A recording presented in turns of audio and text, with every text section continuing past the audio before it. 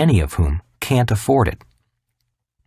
The change is found in the difference between an industrial age pension plan and an information age pension plan.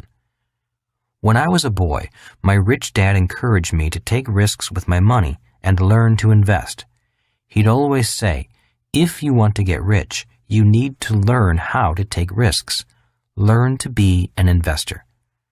At home, I told my educated dad about my rich dad's suggestion that we learn how to invest and manage risk. My educated dad replied, I don't need to learn how to invest. I have a government pension plan, a pension from the teachers' union, and guaranteed Social Security benefits.